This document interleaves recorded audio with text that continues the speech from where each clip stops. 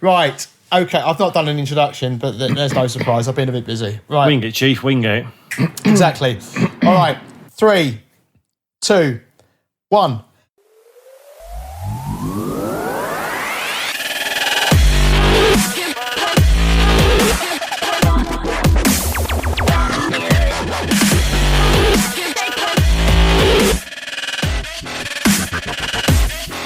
Hello and welcome to another edition of your favourite sim racing and motorsport podcast. That's right, it is the Race Department Podcast. Hello, hope you're well. Sorry for the bit of the gap. We did a VOD pod for the special, the SRO, and we were originally going to put that out for pod, but because we didn't put it on our YouTube channel, I decided that it didn't really make a lot of sense. So this is Season 2 and Episode 6. I'm Paul Glover and I'm your host.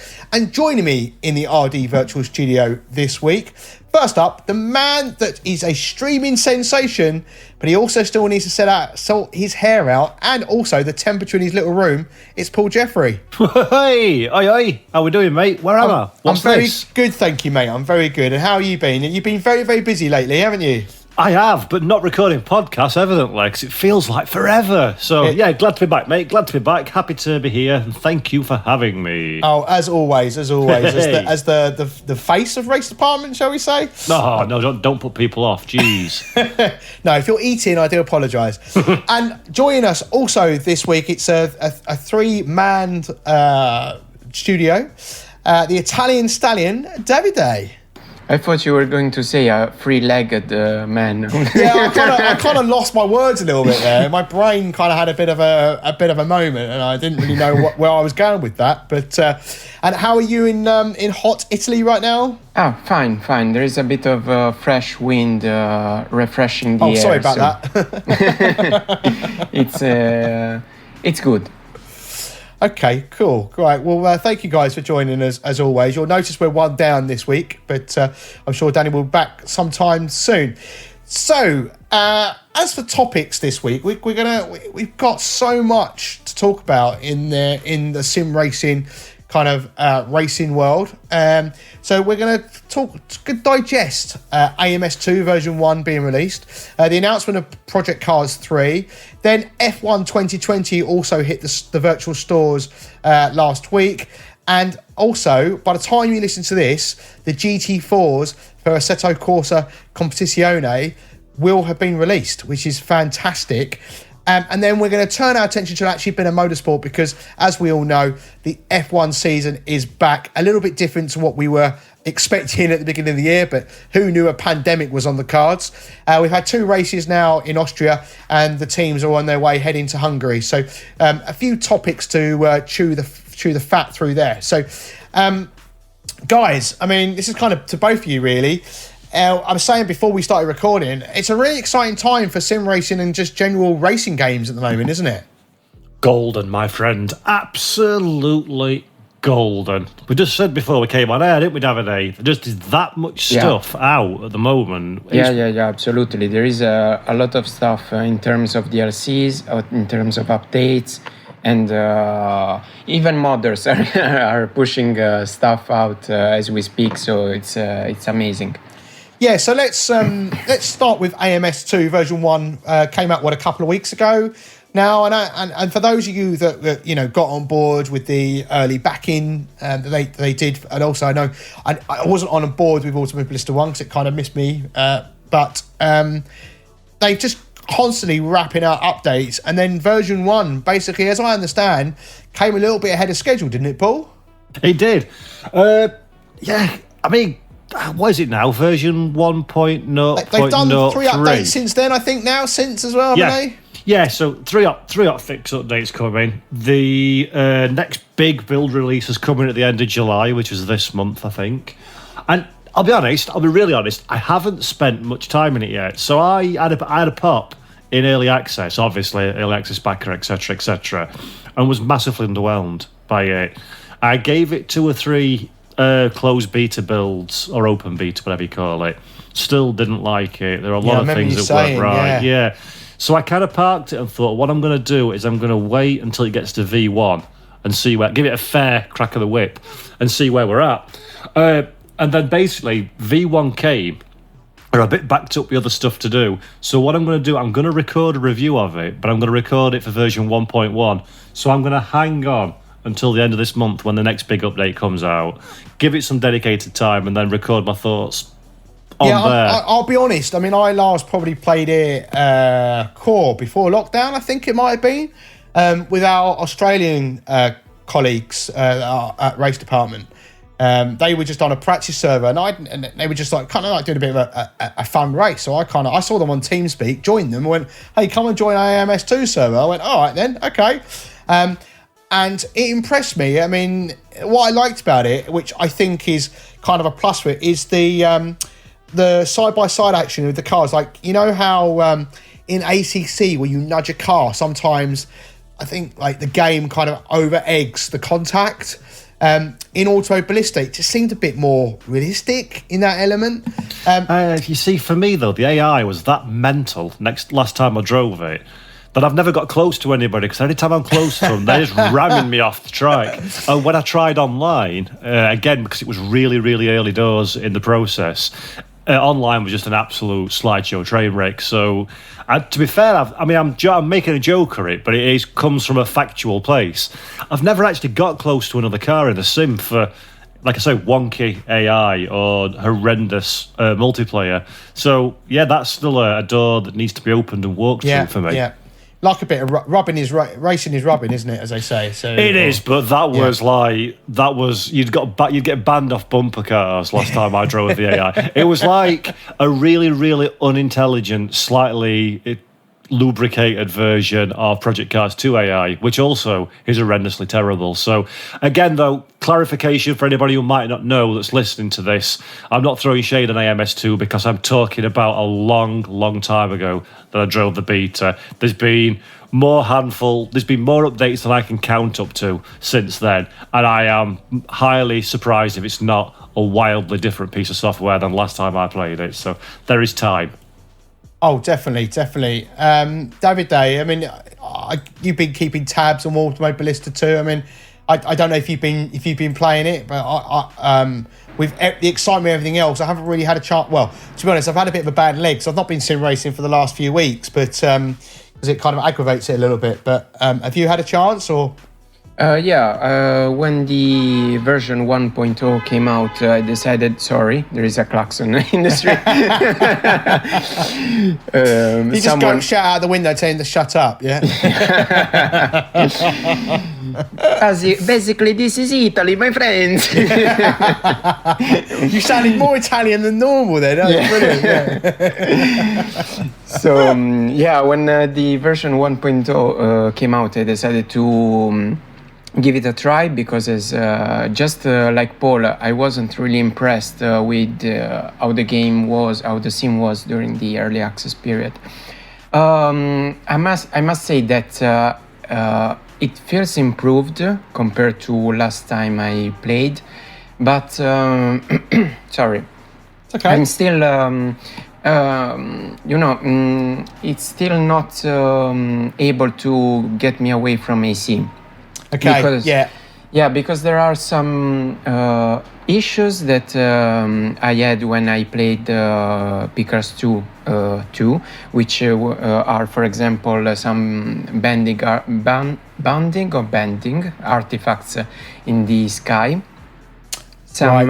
Some issues with the audio that feels a little bit too digital, even though it feels like they are using proper sound recordings of the engines, unlike SMS, which was making them from scratch in digital, and you could hear it.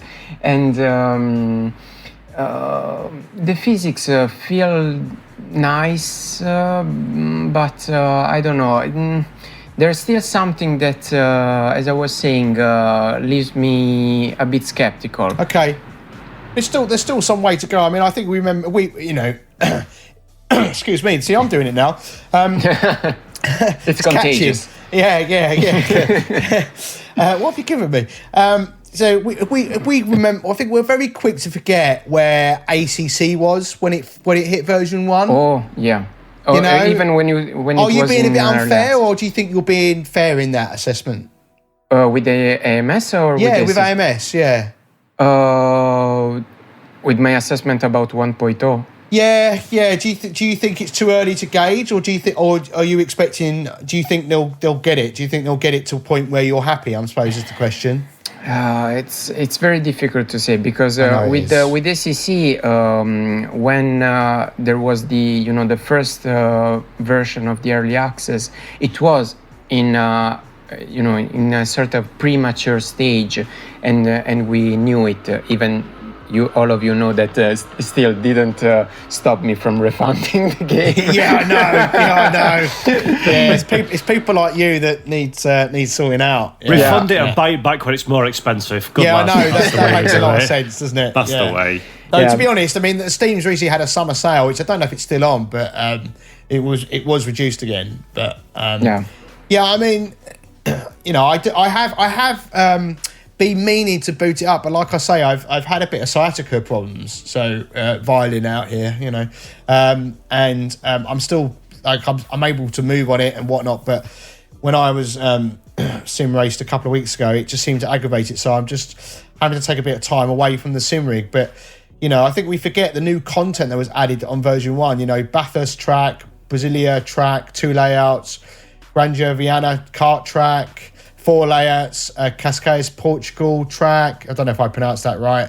But they also added the stock cars, which we know Razor are renowned for, Paul. And lots of, and some F Retro Gen 1s as well. There's some great content came with that release. Oh my. I mean, you can't argue with the quantity of content and the fact that they're doing what Razor always do, which is stuff that you don't get every day of the week. So the 2020 Stock Car Brazil, for example, that's, any of the Stock Car Brazil, to be fair, that's the sort of stuff that's not available anywhere. Bathurst, by all accounts, has been updated considerably since it first came out. So I believe there's a few people disappointed with the accuracy level, so they've tweaked it and changed it, and they've got that up to spec and visually as well. And don't forget, Razor have been very open, just like they were with AMS1. It's a multi-year project. So it's not knock it out the park for V1, update it 3 or 4 times to squash some bugs, and that's your job. See you later, thanks very much.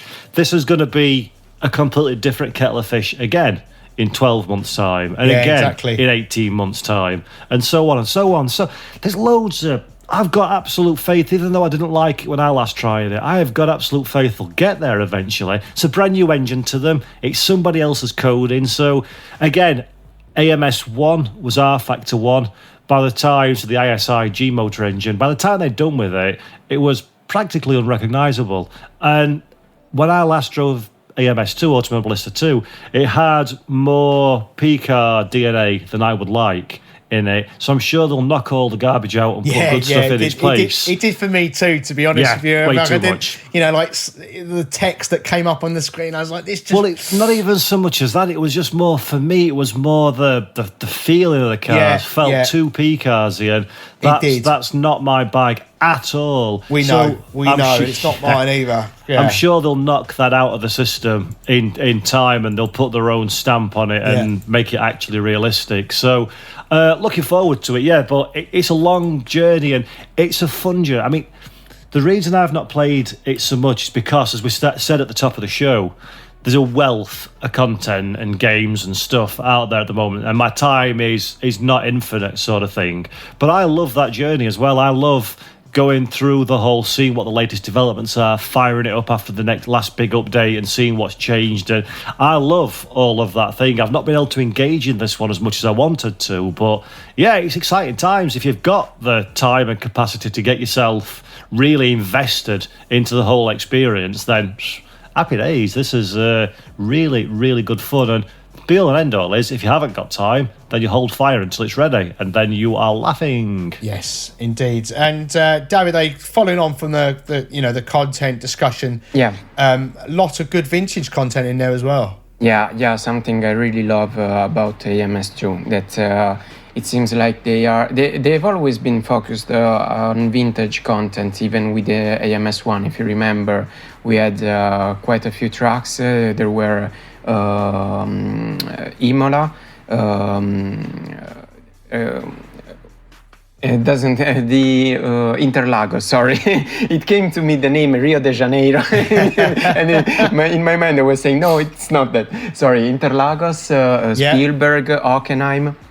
And Silverstone's coming, isn't it? Or as well, I think, isn't it? Silverstone's coming. And now we have more tracks to come. Like for example, the legendary Spa Francorchamps in the previous version. And that's what I like about the content is you get vintage versions. You're getting the original Spa before it was cut down. Yeah, because something that I think we've touched upon this topic in the past, but probably just passing by. The problem with other sims, like even AC, for example, R Factor 2 and others, it's that, for example, we can have just one vintage car, or even from a series, maybe 2 or 3. But then we don't have a lot of tracks to race those cars on. And vintage tracks were completely different from modern tracks, and not just from a safety point of view, but from a layout standing point. Because Okay, so you were saying tracks and not trucks, because it sounded like you were saying trucks. I was really confused for a second. Sorry. No, trucks. So because vintage cars, I mean, at least up until the late 70s, didn't like to turn very much. Yes. So you had a lot of straights and high-speed corners and very few slow-speed corners and no chicanes. Only by the mid-70s they became quite a thing, we can say. And race, for example, something like let's say one car, the Lotus 49, on the modern Imola. It's not the same as racing it on the vintage Imola. It's a completely different experience, more authentic, and not just, because you are in the right track with the right car, because the driving experience is exactly what it should be. It feels that it matches the car. I'll be honest, I hate driving vintage cars for that reason. I know that Paul's a fan, but I like cars that stick to the road. And I know. But just before we move on, you like cars that drive themselves. Yes, basically, yeah. All right, he's banned. If you've ever seen him race, Davide, you'll understand why. If you'd like to apply for a position on the Race Department podcast, because one just came up, do send me a PM at RaceDepartment.com. Paul, you're leaving the podcast. Yeah, I can Yeah, he's quite witty sometimes. I want to bring AMS2 to a close. I'm conscious we've got a lot to talk about, but one thing I just want to say is I've been really... what's the word? Made buoyant by the fact that a lot of the comments when Paul posts an article at Race Department about the updates, the feedback has generally been positive. And of course, with these things, it is an opinion, right? So how Paul and I drive our force feedback probably is entirely different. What Paul likes to what I like to what Davide likes is going to be different. So we all had different opinions, and you're entitled to those opinions. But what's nice to see is that generally the positivity outweighs the negativity. I have downloaded the latest update. I have deleted the Auto Blister 2 folder out of my documents folder, ready to reset up my wheel and pedals to get going. But like I say, I've not been sim racing because of my leg, but I am genuinely excited to give it a go. So let's bring AMS. Just before we bring it to a close, doing a little plug. If you have a look on YouTube, we're recording this on Tuesday, and 34 minutes ago, so that would have been 8 p.m. on Tuesday for those of you listening, there's a little comparison video, AMS2 versus ACC in the Ginetti G55 around Gaaaaaaame, which is the singular touch point between the two games where it's the same content. So that's nice to have a look from a visual point of view, the difference between the two sims as well. So go over there, my dear listeners, and have a look at the Race Department YouTube channel at that comparison video to get a bit of a side-by-side at the two differences. Yeah, and if you like the video, don't forget to hit like and hit that subscribe button. Hell yeah. It's all right, mate, I'll do your job for you, don't worry. Cheers, bro. Right, okay, next game. This probably get a few boos. Project Cars 3. It's, as always, Mr. Ian Bell has been in the social headlines. I'm not going to say the proper headlines, but he's been out there tweeting, saying this is going to be the next big game that comes out from his studio. And then he goes and says, Davide, that there are no pits, there are no fueling, no changing tyres, but they still call it a sim. Yeah. How are you feeling about this? Honestly, I think that they should just... since when they started working on this new iteration of the Picard series, they said that they were going to go a different route. They were going to make something, a bit less on the simulation side to accommodate more people. Mm-hmm. So I don't understand why, with a month or a couple months before release, try to please the hardcore sim racers.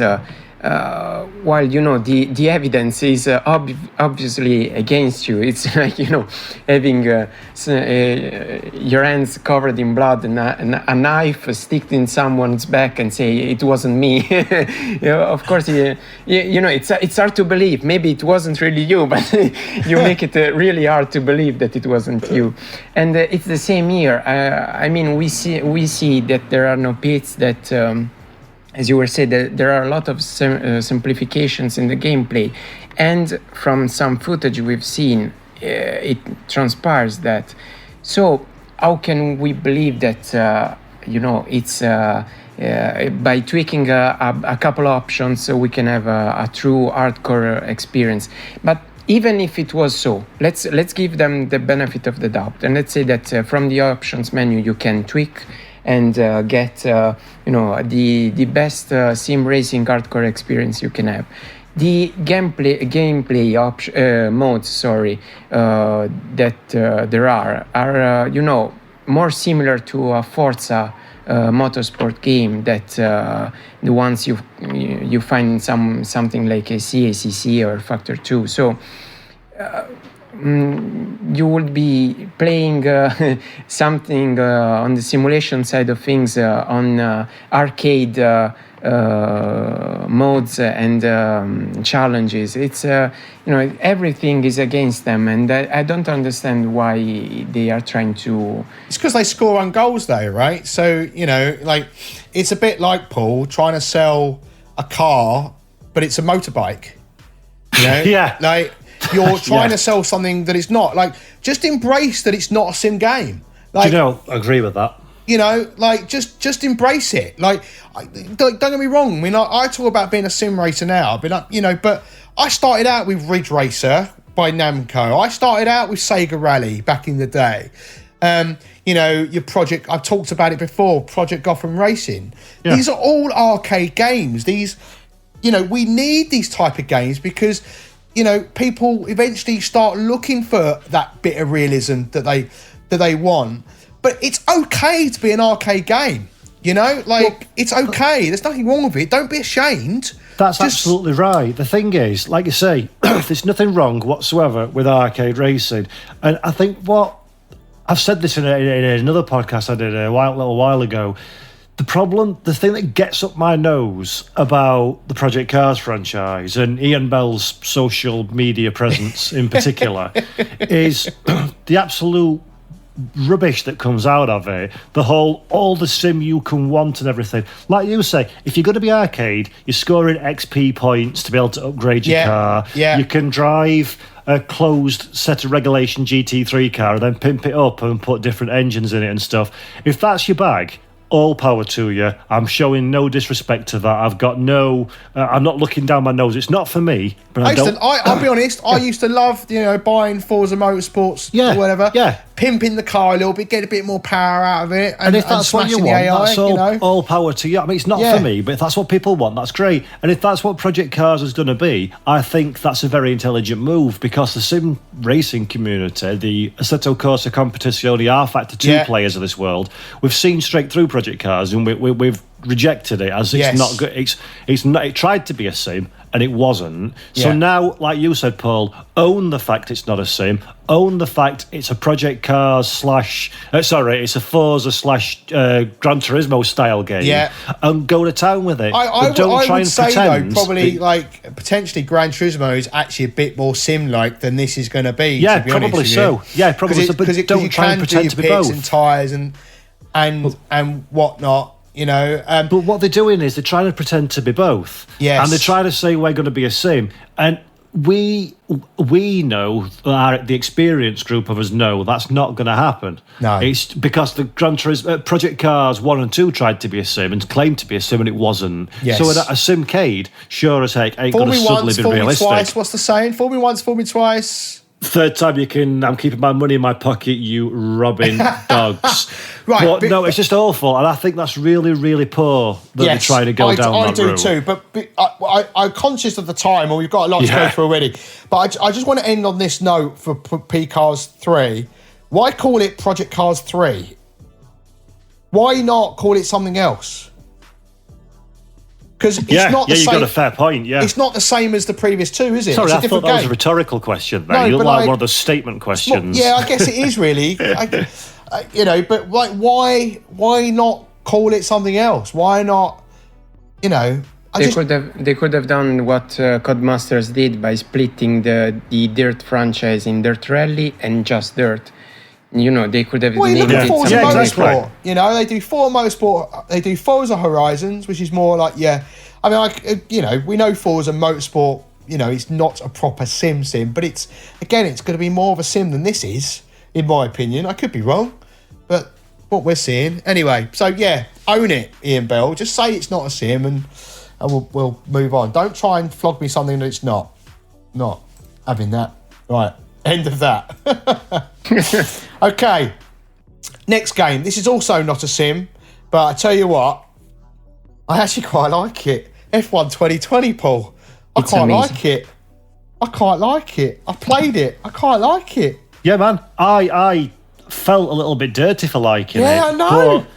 You see, right, I said this about F1 2019 or 18, I forget which. But this is better. I'm not. I am looking.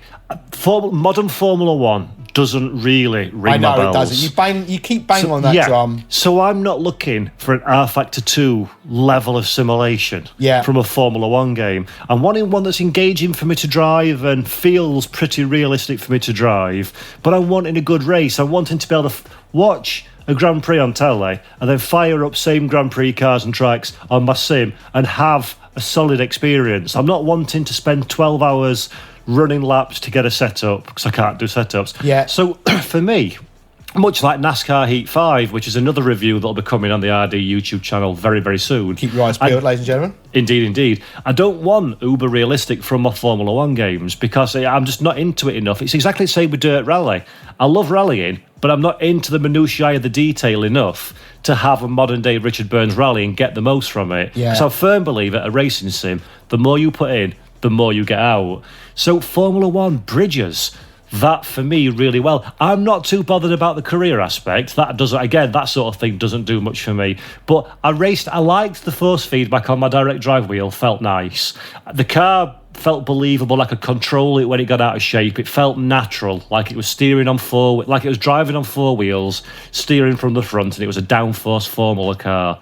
I like the graphics, I like the realism looking of the visuals and the little detail and stuff. And I absolutely loved the AI and racing against the AI. So for me, dare I say it, I'm probably going to get strung up by my Gingang Ghoulies. Here we go, ladies and gentlemen. Codemasters have bridged that line between simcade, accessible arcade, just about perfectly. Yeah, they have. For my personal taste. Yeah, but if you're only someone that drives R-Factor 2 cars and you want an ACC for Formula 1, it ain't going to be for you. Yes. But if it's someone like me who I don't want an ACC for Formula 1. I just want something that I can believe is real. I can get engrossed in, but I can have a damn fine race and chuck it on 100% race distance and go and do the Styrian Grand Prix or whatever.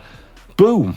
It worked an absolute barnstormer for me, and I've thoroughly enjoyed it. And I've said it on the stream, and I've not come good with it yet. But it is a game that I will fire up in my free time. But I've got GT4's access at the moment, and nothing's getting a look in for that. I mean, I alluded to hurting my leg and playing a sim, and F1 2020 was the sim that I was playing when I kind of aggravated it. But yeah, it. I mean, I'll talk a bit more in that detail, but I want Davide to have his say on F1 2020. I mean, I can't recall actually, Davide. Are you a fan of the series or not? I've played some of the F1 titles from Codemasters, and I liked some of them. In the past, there was the problem that it was a bit too arcadey. Yes. But Paul said it perfectly that now that. That problem basically doesn't exist anymore. It's kind of they kind of blurred the line a little bit better for me. Yeah. But what can I add about this subject is that watching the stream from Paul from the other day, I was looking at the AI, and I don't know. I think that it was unbelievably good. It was. To me, it was really realistic, the way they raced you and one another, the way they tried to defend, the way they attacked, went for the spot to overtake, and that's something that I really want to have because it's since Grand Prix Legends that I haven't been able to find a sim with an AI that feels human and that feels fun to compete against, and this I believe that might be the first time since then. I don't know, maybe Paul can give some more insights about this, but I remember that he was pretty enthusiastic too about the Paul, AI. What level AI were you racing at? Just out of interest. Let me open the door to the depths of my mind and try and remember. I think. Please don't quote me on this one. It was about 92, 93. Yeah, I was running at 90, and I need to do a bit more practice with it, but it feels competitive, and that's what I like about it. It's not too easy. And it goes past 100, doesn't it? Yeah, it goes up to about 105, I think. Yeah. Which I think is based on the whole 105% rule, wasn't it? Or was it 102% rule? 107. Was it 107? Okay, it might even go up that high. I don't know. I know I saw another streamer playing the game, and I know that he said it over 100. I just can't remember what it was. So, I'll be honest. One of the things that excite me about this game, which I know is no interest to Mr. Jeffrey, is the My Team option. You're correct. That has no interest to Mr. Jeffrey. And I quite. I mean, we've spoken about this before. I loved the story element of the old British touring car games, TOCA games. I loved that, and it kind of brings a little bit of that back. It kind of brings a bit of emotion into it. I found making the team itself, like the colour of the car, I found that a little bit. I thought it needs mouse support, right? So this is the thing that really bothers me about the Codemasters franchise is no mouse support. Where's my mouse support? Because that would make... I don't like doing buttons, right? But dude, if they did buttons, but they just did proper buttons. Yes. So if they said press the D key rather than F5, or caps F6, lock, F8, like that. Well, they don't even do that though. They say press button 7. Yeah. Well, right, hang on a minute. 1, 2, 3, 4, 5, 6, 7, 8, 9, 10, 11, 12, 13, 15, 16, 17, 18, 19, 20. Yeah, I've got a button box with 20 buttons on it there. Yeah. I've got a steering wheel with 15 buttons on. I've recently just bought a Stream Deck as well. I've got a keyboard with however many keys are on a keyboard. And then also my up and down shift, my 7 gears and my reverse and my handbrake and my 3 pedals and my 2 flappies and my 2 clutch flappies and my left and right are all considered an input. So what's button 14 then? No, you I know. annoying turds. That is probably it's most frustrating feature for me is that. Well, dude, you think that's bad? I'm doing NASCAR Heat 5 at the moment, and it says to access the options menu, press the right back trigger. Oh, brilliant! Now, pray tell, I have no right back trigger. So no, you don't have a controller, do you? I have an Xbox controller that connects to my PC. But the thing is, it's not connected in. So, and it's a PC game. You annoying, cheap console port. You can't even be bothered to change the chuffing labels, because it is a button, it is assigned to one of the many inputs that I've just spoke about. So don't call it right back anymore, you cheap fools. Call it what it actually is. Paul, breathe. So that really annoyed me, because I know, NASCAR, spoiler alert for the review, when you get past all the garbage, it's actually really fun to race on a Talladega, let's say, with 42 other cars, and the AI is great. But trying to find out of this probably 230 button option inputs that I've got available to me, which one represents right back trigger, is just stupidity that is not needed. And when you're charging, don't forget though, I'm not talking like a €20 game here. I'm talking a 45 quid game. So very least I'd expect you to do is to change the button configurations over from console to PC. Really shoddy. Yeah, so sorry, we're not even talking about that guy. Carry on, boy, carry on. It's a relevant tangent. It floats my boat. It gets my goat. Yeah, I mean, I tried to start on my team, but it gave me bloody Australia in the wet. Great, thanks game. But then my leg started hurting, so I haven't gone back to it. So once the leg is kind of in a place, I will be firing that back up and giving it a go. I like it. I think it's better under braking. It's better coming on the throttle. The only thing I know you say the graphics are good, but for me they're still a little bit cartoony, if you know what I mean. Like I would like them a little bit more gloomy, like a bit more Assetto Corsa like. Because you know what I mean. Like they look like just take the shine of everything for me. But still looks good, just not my kind of feel. But saying that. I didn't very much like 2018. For that reason, I didn't buy 2019. I've got F1 2020, and I like it. I like it a lot, and I want to do on my team, and I want to do a whole season, and I want to do 100% races, but I need to do a bit more practice and actually be good, because at the moment, I'm not. There we go. Right. It's going to take more than practice, buddy. Set trombone at the end. Practice. All right, thanks. Cheeky so-and-so. Right. Okay. So that's F1 2020 done, and we're, running out of time. So next, put your hands up if you're excited about ACC GT4s. Me? Anybody else? Misa, what's some more? Davide, you would be excited if you owned the game. Oh, I'm excited even if I don't own the game because they are great cars, and I've seen some stuff that Paul has made with these cars, and they look and sound very, very good. So I think that it is an exceptional piece of content. Yeah. Paul, obviously you're the subject expert matter here, or expert subject matter, or way around. I got that wrong. So big cold words, mate. By the time this comes out, you've already done a stream this week, which was on Monday evening. We recorded Tuesday evening. The game, the DLC comes out tomorrow. You've been playing it now for about a week. I've had it a fortnight, so 2 weeks. Fortnight, you cheeky. I know Kudos have set a trend of being the first developer that actually gives us more than 35 seconds to look at something and do something about it before it's released. So kudos. To be fair, though, didn't Codemasters give you a nice bit of time with the F1 game? Not really. I only had about a week, I think. Oh, okay.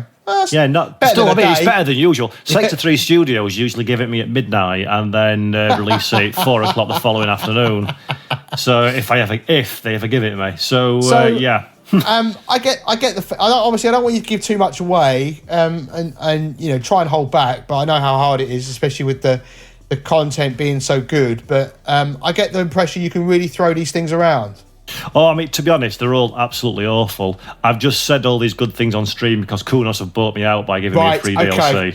Yeah, I thought as much. But now you've all got it and seen through me. You can see it's just proper, like, really cheap junk they've put together. The comments I've seen from the likes of Mr. Hay and yourself. We've all been bought out, man. And Gaaaaaaame are all saying you can push these things on the curbs like you can't. It eats with curbs. The GT3s. The cars are so basically for those. Forgive me for those that do know, but for those that don't, GT4 cars are a lot closer to their road-going counterparts. So there's a lot less aero, there's a lot less tech. But to keep a balance of performance, which is performed by SRO for the European series, which is simulated, SRO do the balance of performance, and one of the key levelling factors for the series is ride height. So the ride height of the GT4 cars is considerably higher than the ride height of a traditional racing car. You'll see it from all the images. You'll see they sit really, really tall. So because of that, you can eat curbs for breakfast. You can really monster them. So Zolder, for anybody who watched the live stream, and if you did, thank you very much. The chicane, the last chicane, for example, you can go completely over those little sausage curbs and not even acknowledge the fact that they're there, sort of thing. It really swallows up the curbs. But there's more suspension travel. So if you monster the really Mickey Mouse chicane at Zolder, the really big one at the first sector, is it like turn 1, 2, 3? There's 4 and 5, corner 4 and 5 off 5 and 6. And the chicane that suddenly goes up the hill, right? Yes, that's the one. Yeah. If you get the second part too deep and you go over it, then obviously you will bounce and you'll have a problem on the other side You're suddenly on the moon, are you? Very much so. So that caught me out in the test race on Sunday, I think it was. Spun on there because I bounced on the rebound. But the driving experience of the GT4 cars, to the point where it feels almost bizarre that this is a support series in a learning category for GT3, it's nothing like GT3 cars. So if you love GT3, do not expect copy and paste but slower. And if you don't like GT3, this could be for you, because this is... It's a tin top for sure, it's a GT car for sure, but it's nothing like the GT3 content. It's much longer braking distances. The car is a little bit more alive. There's no tyre warmers, so the first couple of laps are cold. I didn't realise GT4s don't have the tyre warmers. Oh, very basic. It's very... I say it's entry level. It's still like you still need a couple of $100,000 to buy a car at least. Yeah. But it's a lot more simplistic. So as a driving experience, like I said, the braking distances are longer. Because the cars are a momentum car, because they're a little bit slower, and the way that they all are, you've got to be really precise in what you're doing. So I think I mentioned it in the stream, and I certainly mentioned it in the review. In a high-speed downforce car with all the power and the grip you've got in GT3, if you go deep into a corner, you can usually do something about it. So you can modulate the brake, you can turn it on the throttle, you can just do a little bit of like soaring away at the wheel and keep it on track, and slow, but keep it on track. In a GT4 in ACC, if you're missing your braking point, you've not got enough tools in your armoury to do something about it, so you're just going to sail off. So you've got to be, which is great, you've got to be on point with what you're doing in your driving. You've got to concentrate on it. Basically, what this translates into is that I'm screwed. Yeah, is that what you're saying? Yeah. This is where I run out of talent, because I've got none. Yeah. But the thing is, though, because the cars, I'm a big fan of ACC force feedback and the way they implement everything. They talk to you in a really sensible way, so you know what they're doing, so you know where your points are. So I mean, if you're not confident on hitting the exact mark you need, brake 5 metres earlier and you'll be absolutely fine. But it's just, what I'm saying is it's wildly different from what I've experienced in GT3, to the point, and they shall remain nameless, but we were chatting, a few of the guys that are in, and it's like, why would you ever drive GT3 again when you've got these? And that's coming from a group of people who are a fan of GT3 racing. Unless I just run out of places to go race against people, I don't know why I'd go back to GT3, because they're that good. I've seen some people on RD say, well, there's no multi-class offline, so I'm not bothered. There's 52 liveries and 11 cars. There's tons for you to get involved with in an offline world. And really cool, so I think no one's made much noise about this. So whether I've not done a good enough job telling people or sailed by them or what, you don't have to own the GT4 cars to race in multi-class servers online. So if you've not got GT4, you can still go online and drive the GT3 cars in a multi-class server. Oh, do you know what? That's a really nice touch. Really nice. Yeah, well because cool. with R Factor 2 in particular, like if you only own one of the cars and like in a certain pack and you haven't got the rest, you can't join the server. Yeah, so that does not split the community. That is absolutely, it's not for people. Hang on a minute. When's this going out, Paul? This is going out Friday. Excellent. So I can tell you then, because no one's going to know what the price is of the DLC. So the DLC's under embargo, the price, until Wednesday when it goes out in the main media. But because we're all, in case any Kudos people are listening, and we're recording this on Tuesday, we're all under NDA as race department staff anyway, so it's not going to go no further than us three. It's 20 quid for DLC. That's really good. €19.99 nice. For 11 cars, that's really 52 good. liveries, built to the best quality I've seen in sim racing content. Yeah, I'll be That's buying an that. Absolute bargain. I'll be buying that. Yeah, Absolute no bargain. Yeah. So, and you can really, the AI needs a bit of work.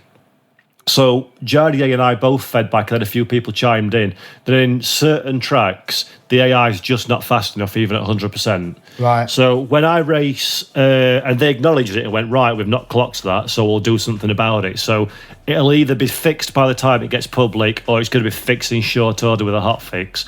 Because when I race offline in GT3s, I probably run about 96, 97% AI, and that can give me a sniff at winning if I really try hard. Mm-hmm. But in GT4 at 100% with 95% aggression, there are a couple of occasions I came from back at pack and got into lead too quickly. So it needs a little bit of toying with, but I have every faith they'll fix it. But like I say, for 20 smackers, €19.99, the price of our British pound, that's going down the toilet real quick. That'll be like basically free. It's worth every dollar. Yeah, indeed. Davide, I know you don't, just a quick word from you on this.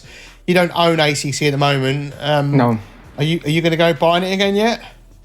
Sadly, I missed it during the last summer sale that Steam What's did. that? Your silly sausage? What? What? I don't know why you haven't gone back and bought it yet, mate. I really can't. Like it genuinely frustrates the hell out of me that you haven't got the game. No. I was going to buy during this Steam summer sale, along with another game that it's not sim racing related, but it was of interest to me. The problem is that I had some things to do, let's say, and basically I missed them both. And the other day was I was ripping my hair out and saying no. So yeah, I'll try at the next possible sale to try and get it. But just as for the record, I'm gonna buy it only for the GT4 cars. I'll buy the game and the GT4 DLC. Are you not going to buy the other DLC with the tracks?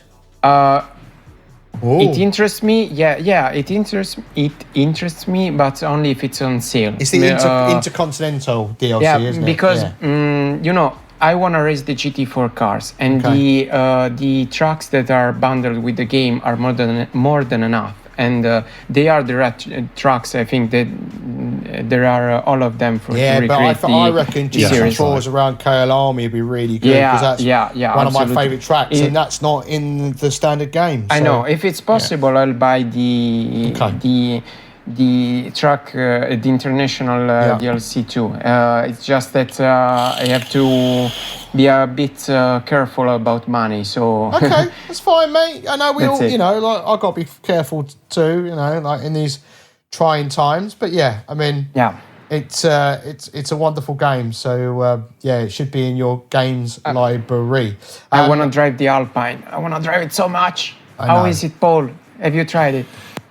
He loves it. Paul, I haven't tried it. Sorry, I pressed the wrong button then. I think I may have I been on mute or not? Because I've either been on mute and took myself off, or I mispressed the button. Oh, well, I haven't heard a word out of you for the last 30 seconds. So. That's good. Same. That's fine. Yeah, the Alpina is awesome round corners and terrible down straights, which is awesome. Isn't that what you were saying about what was the other one that's in that Ginetta? pack? No. Is it the Crossover? No. The KTM Expo. Yeah. That's the same. Yeah. Yeah. Because this is why GT4 is wicked. it's such a variety of cars. So you got the Alpina A110, which is lightweight, slammed to the floor. I think it's got a 1.8, engine in it. Really good round corners, not great. It's racing in the same one as a Chevy Camaro V8. So absolutely epic. And you saw if anybody who watches the live stream, I think it was Brands Hatch. I had Harris behind me trying to get past. Yeah. And I had the Aston. And he had the Alpina. So I got more GGs down the streets, but he was all over me at the braking points and all over me in the corners, but then fell away on the straight. So a really visual way to see the difference between the two cars, which I thought was quite good timing. Yeah, obviously Harris is a better driver as well. I think is that I was watching you around Brands Hatch, and because Brands Hatch is probably the track I'm fastest at in the game, and I was like, oh, he's not. I was sitting there going, he needs to turn in slightly earlier there, and he's like, I hate it. I was like, part of me was like, just let me out on this track, and I'll show him how it's done. It does my head in, Brands Hatch. I know you're not a fan as well. I'm the opposite. Mate. I love it. I love Brands, and always have done. I don't know if it's like I've said before because it's my local track, but it just seems whenever I race there, I'm normally in the top 3 or 4. And I've done that. I've done that even. Dude, you need to race in servers that have got more than 4 people in them, man. Hey, funny everybody, isn't he? I'll be here all week. Thank you very much. Very funny. All right. Okay. Go and get a haircut. Right. Right. So that's the games we wanted to talk about. So hopefully that's giving you some things to think about, dear listener. I hope you're enjoying the podcast so far. If you're not, I can only apologise. Please keep listening. F1. I mentioned it at the top of the program, start of the podcast, whichever. And for F1 is back. We've had 2 rounds because of the pandemic we find ourselves in. Drivers are supposed to be in a bubble, though if you're Leclerc and Bottas, questions have to be asked around that. I'm sorry to say. I don't know if that's a smart move there, guys. After 2 rounds, we have questions around Ferrari and their power unit. We have questions around Racing Point and the fact that their car very much resembles the Mercedes of last year. McLaren might not have the fastest pace, but let's be honest, I think their race strategy is strong. Their game is strong on the race day. Albon, bit of pressure coming on him already. We're only 2 races in. And then we got the topic of around Mugello and other possible tracks appearing on the race calendar. And then we've got Alonso's return to F1 for Renault in the 2021 season before the regs change for 2022, which have been delayed. So, Davide, I'm going to start with you. Obviously, being a devout Ferrari fan, and you bleed Ferrari. You've got to be a little bit disappointed in them right now. Can I say with that the engine fiasco? Because I'm sorry to say, something smells a bit fishy. Because the regs were looked at, their engine was looked at last year, and look at where they are now. Okay, first of all, let me say that we all bleed red, so we all bleed Ferrari. It's just that some of us acknowledge it, and and some of us don't. Oh, he's in one of those moods, Paul. Well, yes, the power unit subject. Well, we've lost a lot of power, and that's something that everyone can see. Honestly, I'm not trying to defend this Scuderia, but I think that since nothing about what has been actually banned has been made public, we cannot say for certain if what was and how much illegal it was. What do I mean? I mean, if it was something that was just on the edge of the rules, or something that was completely illegal. Doesn't matter. I'm sorry, it doesn't matter. If it's contravening the rules, it's contravening the rules. Whether it's a bit like I have an instrument, right, and it's a sharp instrument, and I decide to do something with that instrument, like stab someone, right.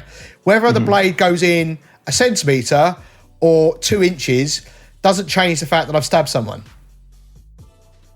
Yeah, but at the same time, Nicely put. Sorry, no, Renee, carry on. it has to be said that in F1, it's a place where everyone is playing around the rules. We can agreed. say, and Agreed. trying to get the as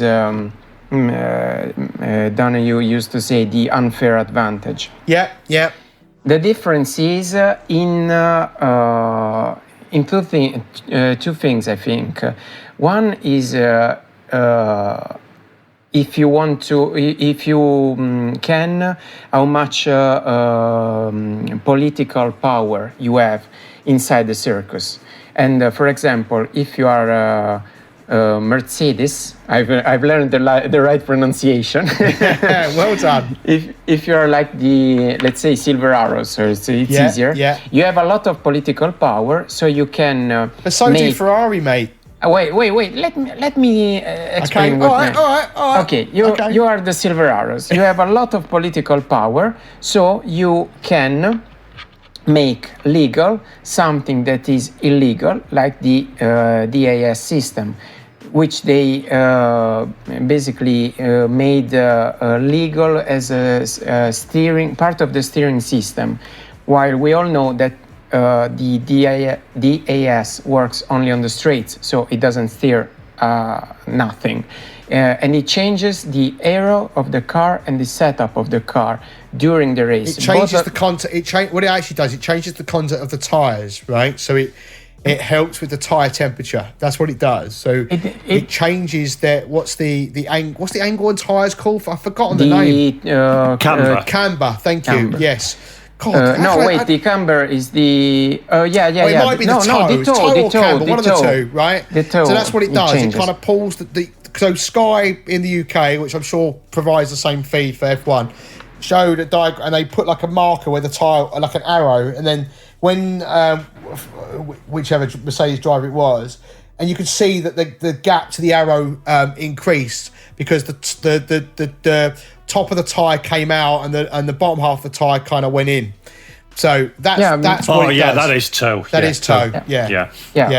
Of course, it has a practical use, and the problem is that it does two things that are illegal, which is because by changing the angle of the tires, you are changing the setup because you're changing the toe, and you're changing the aero because even if it's just so slightly, you are improving the aerodynamics of the car in the straight. So you are doing two things that by rules are illegal, but you have a lot of political power, and so it becomes legal. Or you are someone who is able to work in the shadows, let's say, and so you are able to make something on your car that is barely legal, but nobody notices, and you improve the performance of your car. And then there is Ferrari, which is a donkey. I'm not trying to be horrible here, but I'm basically going to say, like, you're deflecting. Like I understand what you're trying to do, and I get it because you are a Ferrari fan. I'm not particularly a Mercedes fan. I'm a McLaren. I always say I'm a McLaren and Williams fan. But you have to question what Ferrari done. I get your point that, and I hadn't even thought about Mercedes and the DAS system, to be honest, as part of a topic today. But yes, you could question the morality of that, but the FIA. But I think you can't forget that Ferrari have a lot of pulling power in Formula One. Without not Ferrari, so much anymore. there is no F1. Not so much. Yeah. No, I disagree. From a non-Ferrari fan, I don't know Paul will agree or disagree with this sentiment, but without a Ferrari, there is no F1. Ferrari is F1. Yeah, the problem is that at the same time, Ferrari needs F1. So because if there was still Enzo Ferrari at the wheel of the Scuderia, with this situation, with something like what Mercedes is doing since 2014, he would have said, without any doubt, at the end of the season, we retire. Maybe he wouldn't do it in the end, like he he did so many times. He did, we are going to retire, and then he didn't actually do it. But he would have said it, and he would have scared the management of F1. The problem is that the management of Ferrari now is weak. We had some power with Marchionne, but now not anymore with the current one. I don't remember his name. Benotto, isn't it? No, the one above him. Oh right, okay. No, I don't remember. Or how do I pronounce it? Cameri? Is that it? Something beginning with C. Google is your friend, Davide. Go on mute and Google it and tell us in a second. Yeah. Cool. I mean, Davide is gonna say, well, what about Mercedes, as he puts them? But all jokes aside, what are your thoughts on this whole Ferrari power unit debate? I actually see where Davide is coming from. I think, to put it even more succinctly, everybody cheats in Formula One. They do. It's just who gets caught. So, and cheating, not outwardly cheating, like putting 7 wheels on a car rather than 4, but taking the regulation, the meaning of the regulation as far as it would possibly go. For a prime example. Millions of examples, hundreds of millions of examples, more than we've got time to talk about. Yeah. So, Ferrari have just been caught, and that's that. And their engine has gone backwards, which has had a negative impact on the customer teams and the works team. So what are your opinion on the DAS system from Mercedes then? I agree with Davide totally. I think that is an illegal piece of technology. I've got no idea how they've managed to keep it, because the car enters parc fermé conditions at the start of qualification. That means what the car leaves the pit lane beginning the queue is what it must remain at for the remainder of the Grand Prix weekend. And if you've got a movable device that changes the toe or the camber, whatever it does, toe, I think we said it was, that is an aerodynamic impact on the car. That's a movable piece of equipment, so it should be pure and simply banned. I don't know how they've managed to get away with that one. No, so I must admit, I'm not. I'm not a Mercedes fan, and I get what Davide's point is, but it's like anything. It's a bit like, well, you stole that. Well, yeah, but they did it too. You're kind of deflecting. Yeah. Oh yeah, no, it is. But I think Ferrari are banged to rights being cut out. But I think also not just their engine stuff. They're tripping each other up by being idiots. They seem to be just throwing their arms around and not being sensible and maximising and not being organised. The clerk has come out and apologised for that at the weekend in race 2. For those, hopefully everyone's seen it now. The first lap, the second corner of the race, and he goes and does a stupid mistake like that, takes out Vettel's rear wing, and I was unlucky at least, and ruins his own car. And Vettel, bless him, a man that can't get any good luck at the moment. And with the Ferraris being off the pace, though, last time out, Leclerc got onto the podium, but you would argue actually that's probably because of the 11 retirees. They are fighting with the likes of Racing Point and McLaren. And Renault at the moment, by the looks of it, and Mercedes. And it's a shame because it makes the racing boring. I know it Mercedes does. have got a massive and even advantage. Red Bull can't compete at the moment. No, Red Bull are nowhere near. It's Mercedes, and then it's everybody else. Yes, and I am fed up with that because Bottas is not good enough to challenge Hamilton. No. So it's another championship for Hamilton again, and. But the first race, it looked like Hamilton had an off weekend, but Bottas just had a general Bottas weekend. I never see him go to that level that Hamilton went. The second race. Hamilton Bottas has 1.5 good races a year. Yeah, and as where Hamilton normally has majority of the races at a decent level. So talking about with the Ferrari power unit issue, that's really affecting other teams that. Have got Ferrari power units like Haas, unfortunately, and others out there. But another topic that's come out that's been on the forefront, a lot of people in the paddock, has been Racing Point's car, Paul. Saying it's a lot like last year's Mercedes, and Renault have made a challenge to that with the FIA, even though they've already approved it. Yeah, I don't understand that. That must be a politics game. That must be Renault deflecting the fact that they're not having a great start to the season. Because if everything is to be believed as what's been said, then Force India, Racing Point, soon to be Aston Martin, have had the FIA all over them in the off-season when they were showing them what they were doing. They've signed off all different parts of the car, and it's very clearly an absolute one-to-one copy, but a copy of their own design rather than using somebody else's blueprint. So it feels, unless Renault knows something we don't at this juncture, it feels a little bit like kind of just a bit of a noise-making exercise rather than a genuine expectation that they're going to get any kind of sanctions towards Racing Point. And I suppose it's mind games, isn't it? You just play every card that you've got available. It costs Renault nothing in terms of money or resources to appeal, and it puts a little bit of pressure on their immediate rival, which is Racing Point, and gives them something to concentrate on that's not making the car faster for the next race. So I get why they've done it, and I would do exactly the same. I'd appeal everything all the time because it costs you nothing. Just creates a distraction. It costs you nothing. Yeah. And I think that's the tactic, because at the moment it looks like if Racing Point can put a weekend together with Sergio Perez anyway, because Lance Stroll's still a bit of a donkey. Oh, Daddy's boy, isn't he? Exactly. They've got a really potent race car that could quite easily be the second car on the grid. Manufacturer behind Merc. You mentioned Perez there. I mean, he was looking really strong until he made that unnecessary move on Albon, really. He does that all the time, though, Perez, doesn't he? He's a really strong driver, but he's a bit of a hard case hot-headed sometimes, I think. Makes these silly mistakes. Yes, Davide. I want to say, better ask about the Racing Point having the car from last year from Mercedes. Mercedes. We know that it is illegal to outsource technology and anything that has intellectual property for another team.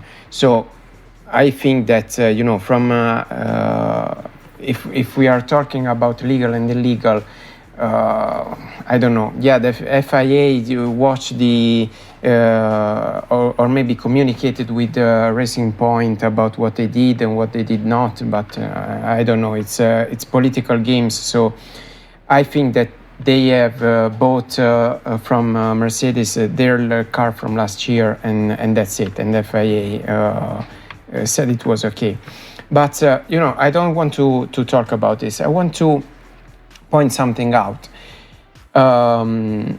It is illegal now to buy the chassis from another team for your car. So, for example, if in the past it was possible in F1 and in other sports from a bike from the other sports in the motor racing, to buy the car from last year for your team, it was legal before. It isn't now.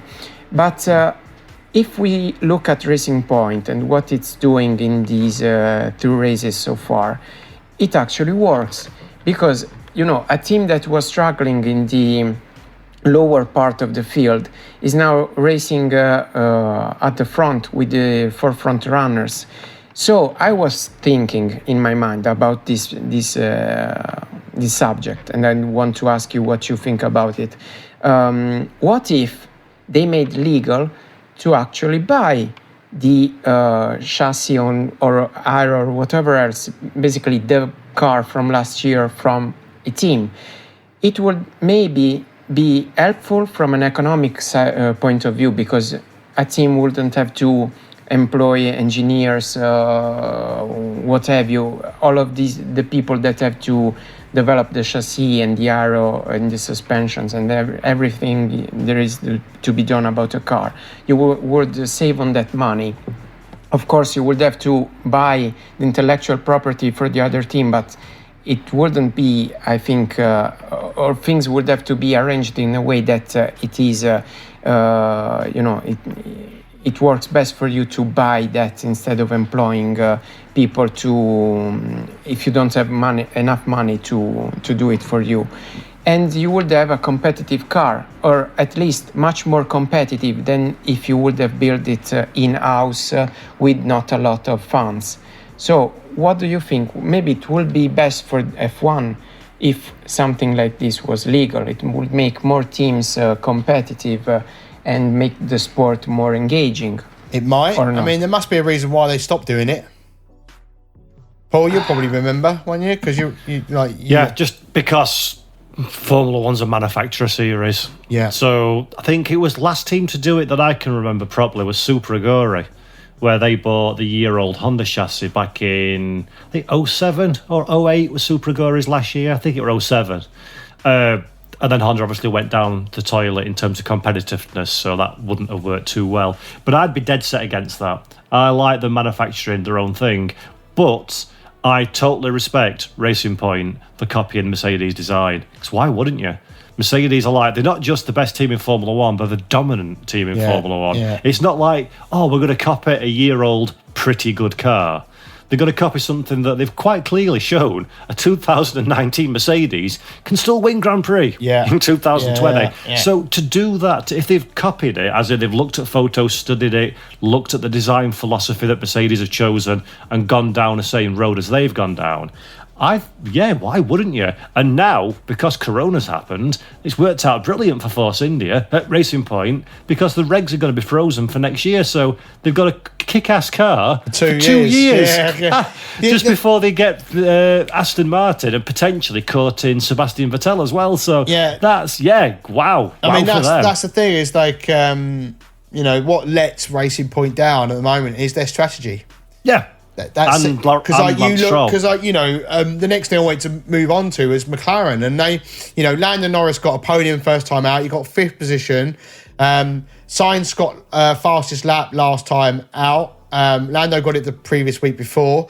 So that's 2 back-to-back fastest laps since 2011, I think, for McLaren. I know obviously they turn everything strap 7, whatever it is you hear on the radio, or strat 8, or whatever it is they use.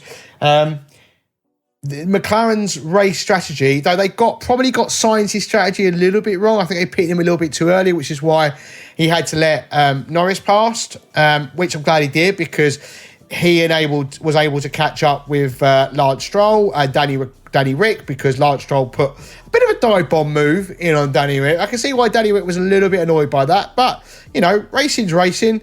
They went off, he overtook one of them, went past everyone, and then because Perez had his moment, he caught him on the nearly final corner. So great. I'm really pleased to see McLaren. What's really funny for me is Zach Brown is like a proud dad. Like it's funny to watch him try and be cool without being cool.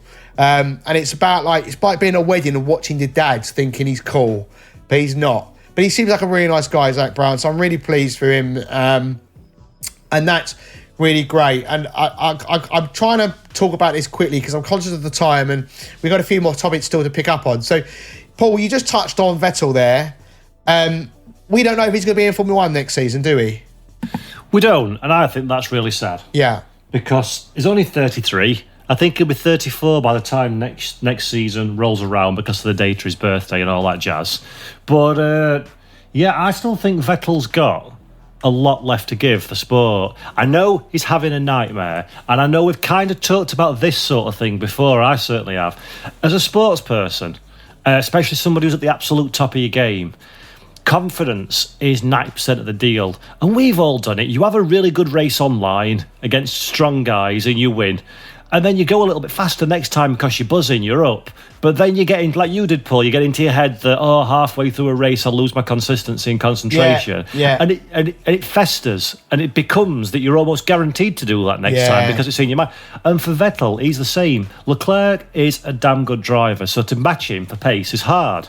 And then when he's got the whole Italian media on his back, the media in general on his back, he's making mistakes and he knows he is, and he's having to push the Ferrari ever since he joined at 115% to be able to go the same speed as a Mercedes at 75%. When you're over the limit, you're going to go off. And that's why you don't see mistakes from Bottas and Hamilton, because they're not at the absolute ragged edge of the limit every single time.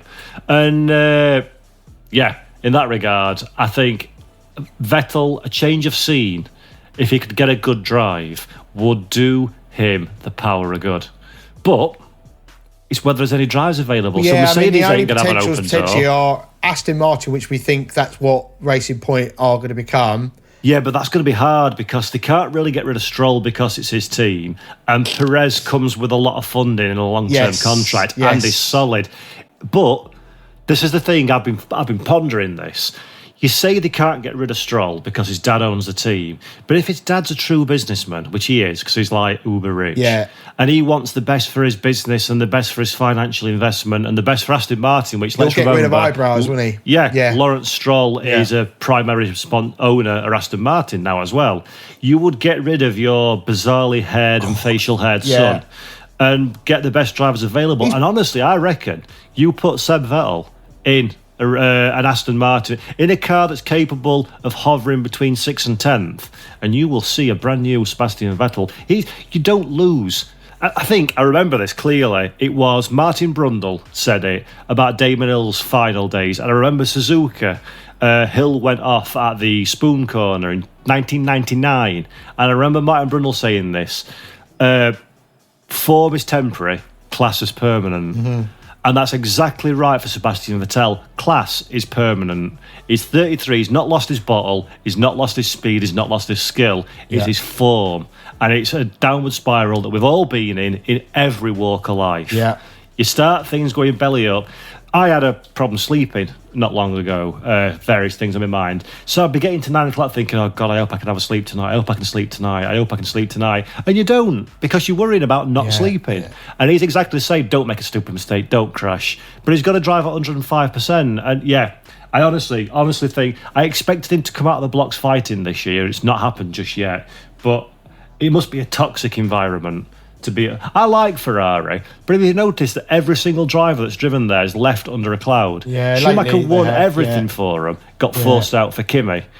Fernando went in there as the legend that is, and then came out in a foul way. And it's happening to Vettel as well. And people keep saying Alonso's hard to work with. Well, McLaren wanted to keep holding him for a long, long time, and Toyota think the sun shines out of his bum. So that sounds like garbage. And he's gone back to Renault for the third time. So I know, he's not that toxic, is he? I know, yeah.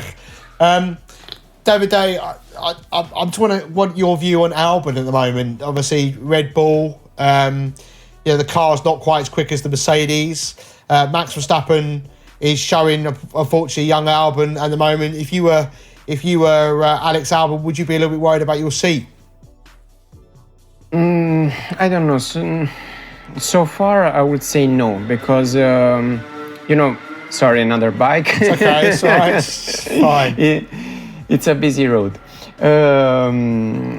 We could say that probably the races that he had so far in 2020 have not been the best that they could have been. But at the same time, that they're not being a disaster either. I mean, in the first one, he was taken out by Hamilton, and when someone takes you out of the track, you cannot do much about it. And so Albon has proven that he is fast and he has more consistency to compare to Gasly. So I think that he just needs a bit more time to adapt. But I don't judging think by that, Red Bull's history, they don't give drivers that time, do they? It's pretty. Yeah, but at the same time, they are now a bit cornered because when they moved other drivers, they had someone waiting in the wings. Proper to replace them. In this case, they don't. So they are, in a certain sense, forced to. Well, give they potentially Albon, got Vettel. I mean, he started his career there for them. No, I don't think that they are going to take him back. I don't think so, because was 2014, the last one that he drove for them, and he was always complaining, and he had nothing to say but bad things about the car, while the problem was not just the car, because Ricciardo was doing good things with that.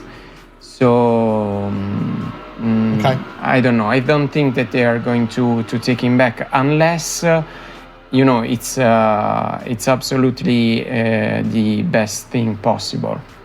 Okay. All right. So we touched on Alonso returning very quickly, Paul, on this subject. Said he'd only come back for a top team, and here he is. And I am absolutely delighted by that fact he's back. I think it's brilliant. He's proven himself time and again to be one of the finest drivers of his generation.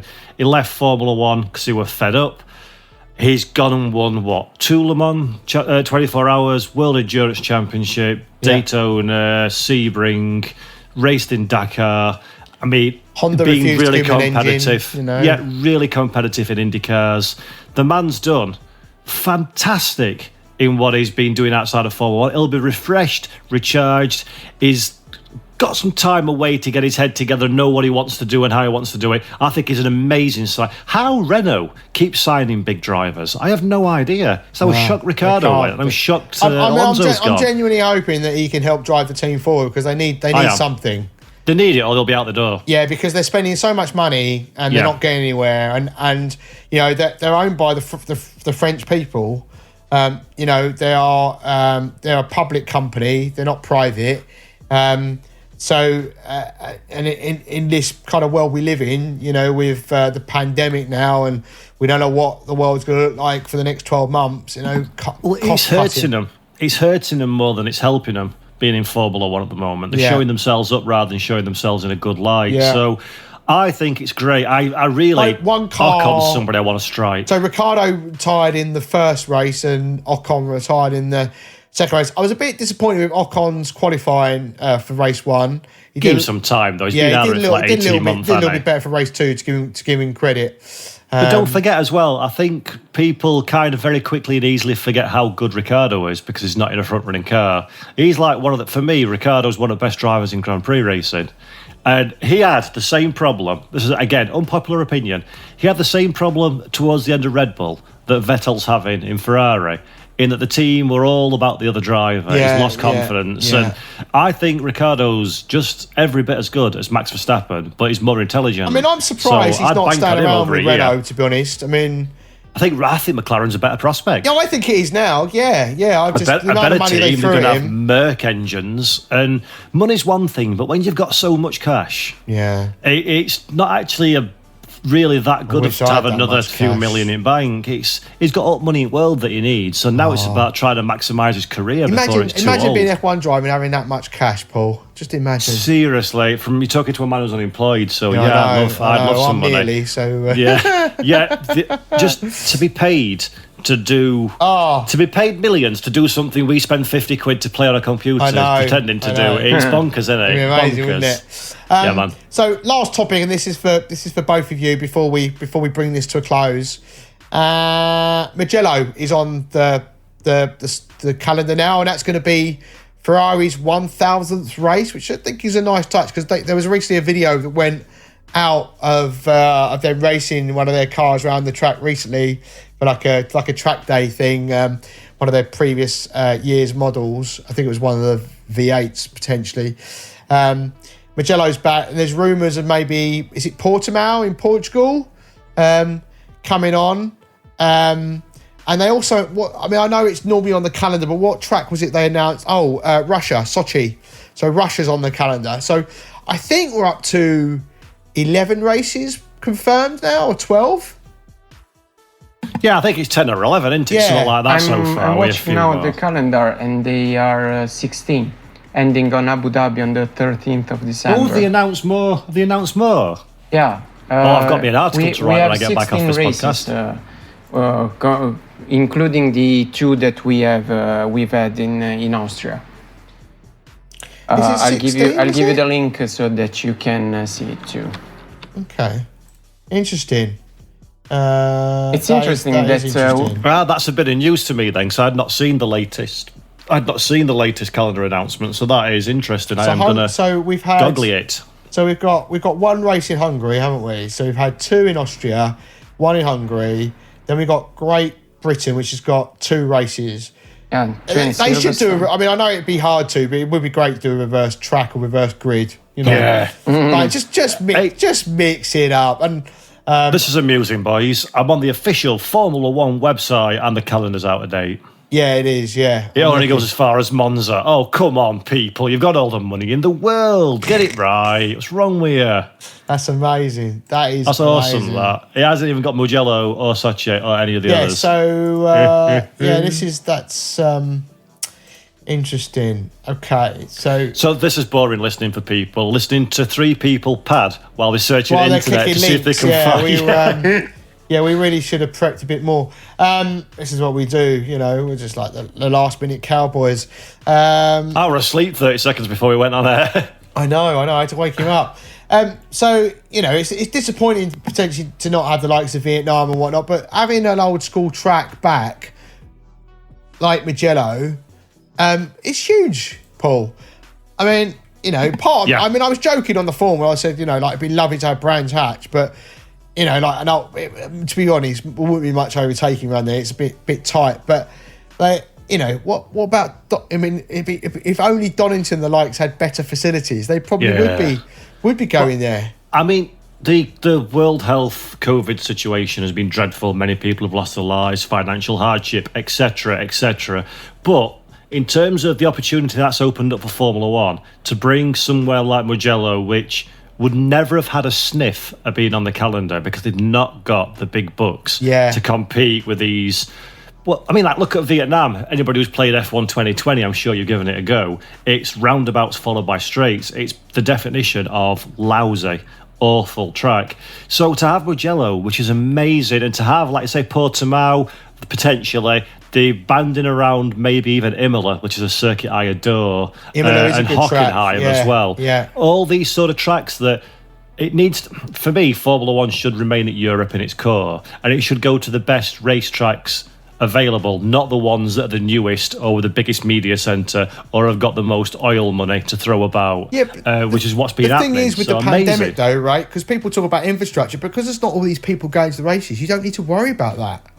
Well, there is, but it's all about the entourage and paddock. It's money. All it is money. That's all it is. They just need space. They just need garage space and a paddock. They just need a good track. Yeah. For crying out loud, sit under an awning if you've not got a pit builder. It's not going to kill you. But I think Mugello, amazing venue. It'll be absolutely fabulous to see it. I dare say it'll probably only come for this year and never be seen again, sadly. Yeah. But, and I think they're calling it, Davide, aren't they? Are they calling it the Ferrari 1000th Italian Grand Prix or something like that? No, so far I've seen that they are going to call it GP of Toscana. And it Ferrari 1000 or something in the title as well, I heard. Maybe as an undertitle. Which is quite a nice touch. Yeah, it's going to be like the Styrian GP. It's going to be the Toscana GP. From so I think that, if we talk about the second race at Silverstone, that's like the 70th anniversary race, isn't it? It's going to call the seventh anniversary. And that's a nice little bit of symmetry as well, isn't it? That it all started at Silverstone and the 70th anniversary races at Silverstone. I quite like that too. But I think for me, just the upshot is, I've said it forever, and I'm strongly stand by my sentiment. 15 races or 16 races in a year is more than enough. Stay in European venues where the good racing, or majority European, where the good racing takes place, and go to proper tracks. And we're sort of kind of half getting that a little bit with the new truncated calendar. It's taking a world pandemic to get there. Yeah, it's just taking millions of worldwide deaths from a virus to see Formula One to see some sense. But silver linings and all that good stuff, not making light of all the bad that's happened, obviously, but it is a positive for Formula One that we're doing this, and I'm super excited by it, and I do hope Portimao gets a sniff. I'd like to see Hockenheim come back as well. I'm not interested in two races at Sochi. I'm not interested in one race at Sochi, to be perfectly frank, so two, you can keep that, thank you very much. But let's just see. Let us just see. It's very, very interesting times, and very curious to see how it works out. Much as I love Mugello, I can't imagine it being a spectacular track to go racing on, but hey, we'll see. No, I do. That's the only thing I probably wonder about, and where would they put the DRS zone? Because, well, here's an idea. Drop the stupid DRS zones because, DRS, that makes me angry. That spoils good motor racing. Yeah, but the problem is, though, if you didn't have DRS, man, I don't think you see much overtaking at all. But anyway... Quality over quantity, my friend. Honestly, I don't know. I think people would be... I get it. Like, I'm not a fan of it, but Fortunately, I feel like it's an unnecessary evil. Davide, one last final word from you, please. No, I don't agree with the fact that Mugello is not will not be great for racing. I think that it will be a very interesting venue, because in the past I've driven it in in Assetto Corsa with some of the F1 cars made from Kunos and a couple from another modding team party, and it works. I mean, if you haven't tried in Assetto Corsa, just half an hour or an hour just for fun, it works, because all of these changes of elevations, those winding turns, it really is, it is something like, fashion to call everything the Little Nordschleife. There are a lot of tracks that people call the Little Nordschleife, and Mugello is one of them. But I really think that, there is no other track, at least in the current F1 calendar, like it, with all of those changes of elevations, those kind of corners. I think that it will be amazing, I think. Okay, there you go. Davide thinks it'll be amazing. Final word there on that. If you don't believe me, try. If you don't believe me, try it, because we can in Assetto Corsa. Well, no, we can, but then you'll say, Davide, you were right, and you are the most intelligent person in the world. Did you hear anything, Paul? Look, I think saying that it'll be good for overtaking because it is in a sim game is not. I don't think that's a really good judgment to be making. I think you see a lot more overtaking in sim racing than you do in real life. I'm not saying that in sims there is a lot of overtaking in Mugello. Even also because I almost only drive alone. I'm doing hot laps. I'm saying that it works. Try Mugello with an F1 car. I have. I've raced the Ferrari round there in AC. And I'll it's a great track for me. But I still go with Paul's point that I don't think we'll be seeing much overtaking. I genuinely believe that. And you're entitled to your opinion, and I'm entitled to mine. This is how this works. And the answer will be found when the checkered flag falls. Yes, exactly. and Paul and I will remind you when we're both right and you're wrong, Davide. And was right. And on that note, and on that bombshell. Hey, Paul. That's the title of this podcast. We're right, Davide's wrong. Was right. No, we'll find out. We'll find out in a few months, won't we? Okay. I think that brings F1 to a close because there's a lot there. And it's nice actually to kind of talk about F1 because I know that some people get bored of it. But there has been a lot happening in the situation we find ourselves in. So there were a lot to get our teeth in it, and I think we kind of chewed the fat on all those topics. Just to mention, Paul, you've been getting yourself about a little bit, haven't you? You've found yourself recently on an Auto Express podcast, and also you joined the guys at RCI for a recent podcast, which could be found on their YouTube channel. Yes, indeed. But I will say that my Race Department Podcast brothers still reign supreme in the podcast of my heart. But it was nice to to go and see what the others are like. We know. Nice. Fun times. And you're doing some commentary for RCI as well, aren't you, soon? I am indeed. We did the opening round of the Friday Night League last week, was it? Yeah, last week, which is like a GT3 league on a Friday night, funnily enough, for the silver class. So I'm commentating alongside my American friend, Mr. Jesse Lee, who's a lovely guy, and really enjoyed it. Great race. And the next one is not next weekend because that's the Lamborghini real race, but the weekend after. Okay. Or the Friday after. So if you're interested in finding out Mr. Jeffrey, catching him on that, then Racing Club International is what you want to be searching for, and you can find the Auto Express podcast also in all your good podcasting apps. Look, we like to share a bit of love here. We're not all about us. We're about the community as a whole. So yeah. Don't forget, you can join us for some club racing at the moment. We're still trialing Sim Racing GP for our ACC and AC club races at the moment. R Factor 2 and whatnot isn't on Sim Racing GP yet, but I'm led to believe that will come at some point in the future. Just don't know when. Don't forget, you can check out our YouTube, our Twitch channels. Just search for Race Department on the appropriate platforms. As Paul alluded to earlier on in the podcast, he's got some great ACC content and more content to come lately, and he'll be having the side-by-side between AMS2 and ACC around Gaaaaaaame. So looking forward to seeing that.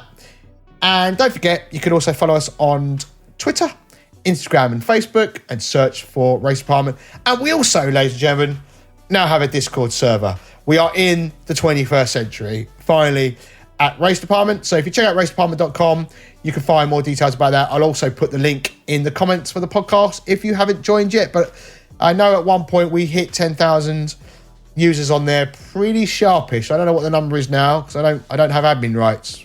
I keep begging for them, but Bram for some reason won't give them to me. No surprise, I'm probably a danger. Yeah, that's it. Davide, say goodbye. Viva Mugello, viva Ferrari, viva l'Italia. Thanks for joining us, buddy, as always. I hope you had fun. It was great fun. Thanks for having me. Yeah, you're more than welcome. And Mr. Jeffrey, thanks as always, buddy. It's good to have you here. I know you're a very busy man these days. Viva Donington Park, viva Sheffield Town Centre, ta-ra, charge. There we go. That's my Yorkshire one. Davide's done his Italian, I've done Yorkshire. Yeah, pleasure to be here, mate. Thank you for having me, as always. Thoroughly enjoy chewing the fat of sim racing life with my good buddies who I've actually never met. Although I've met Paul. I shared his body stray in Germany once upon a time. Yeah. But Davide, we've yet to meet. Luckily, that's all we shared. Thank God for that. Yeah, we had plenty of beers though. That were nice. But hopefully, Davide, I'll catch up. I'm terrible. I'm in bed early. You guys will stay up really late, and I'm the one like sneaking. Yeah, off the you bed. were like a proper lightwake. It's like, oh, come on, Paul. It's only 2 o'clock in the morning. But What's wrong with you, man? I know. But I mean, even on Saturday, I have a local that's literally on my road, and in the UK on the 4th of July they opened up the pubs, and I was a bit cautious. Went for one pint last week, and then this week my mate round the corner went, we're going to go to the pub. Do you fancy a couple of beers? I'm like, yeah, no problem. 5 beers later, I'm sat outside the pub, and then I come home. I'm like, well, I can't bother to cook, so I'm not drunk, but I've been sat there for a good 5 hours. So I ordered a Chinese, got that in, ate that, and then when about 9 o'clock, went, I'll go to bed. And off I went. Come yeah, on. I know. I just get tired so quickly these days. It is. You're getting old, dude. You're getting old. That's the problem. I know, mate. Yeah, it happens to the best of us. So I used to party like the best of them, but now the thing is, it's when I sit down that's the problem. If I keep going, I'm fine. I can keep going all night, but it's if I sit down, mate, that's it. I'm out. To be honest with you, dude, I can't really say a great deal because you had to wake me up to come and get to this podcast. So I'm the last man that can be casting doubt on your steam still power. Young compared to us, so yeah. So he can still burn the into the early hours. Anyway, right. So and we digressed a little bit there to our partying habits or lack of them. To be honest with you. But thank you very much for listening, dear listeners. I hope you've enjoyed what's probably been about an hour and a half now. So AMS2, PCARS 2, F1 2020 and ACC GT4. Some great content there. And we've talked about the F1 currently. So thank you very much for listening. Hope you've enjoyed. Stay safe out there, people. Remember, we're not quite over this thing yet. And I've been Paul Glover. This has been the Race Department Podcast. Cheerio.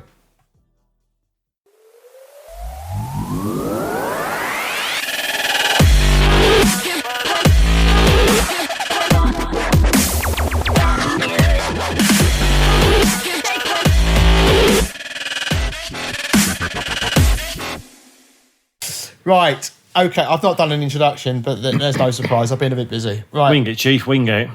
Exactly. All right, 3, 2, 1.